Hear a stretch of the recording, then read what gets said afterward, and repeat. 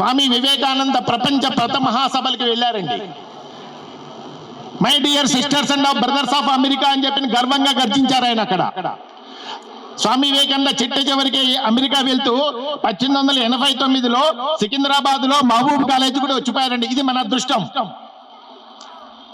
అక్కడికి వెళ్ళి వచ్చిన తర్వాత మద్రాసు హార్బర్ లో దిగిన తర్వాత ఆయన పత్రికా విలేకరు అడిగాడు.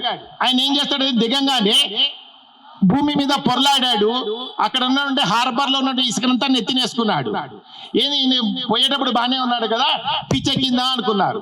నేను ఇక్కడి నుంచి వెళ్ళేటప్పుడు కేవలము నా భూమిని నేను ప్రేమించాను మాత్రమే.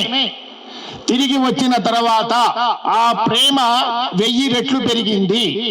కాబట్టి ఒక భోగ లాలసతమైనటువంటి అమెరికాలో తిరిగి వచ్చిన తర్వాత నేను మళ్ళీ పతీతులను కావాలంటే ఈ భూమాతను నేను పూజించక తప్పదని చెప్పి స్వామి వివేకానంద చెప్పాడండి.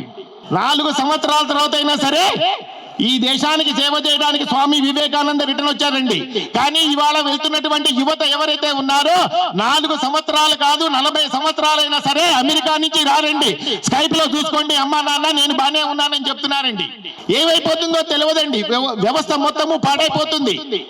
పోయినండి యువకులు కనీసము సంవత్సరానికో 2 సంవత్సరాలకో తల్లిదండ్రులు ఎట్లున్నారు, నా జన్మనిచ్చినటువంటి నా గ్రామము నా బస్తీ ఎట్లా ఉంది, నా స్నేహితులు ఎట్లా ఉన్నారు, నేను ఏదైనా ఈ దేశానికి ఈ సమాజానికి చేయగలుగుతానని ఒంటి మీద చేయలేనటువంటి ఇవాళ యువత స్వామి వివేకానంద ఆదర్శంగా తీసుకొని సమాజ సేవ చేయడానికి ముందుకు రావాల్సిన అవసరం ఉన్నదండి.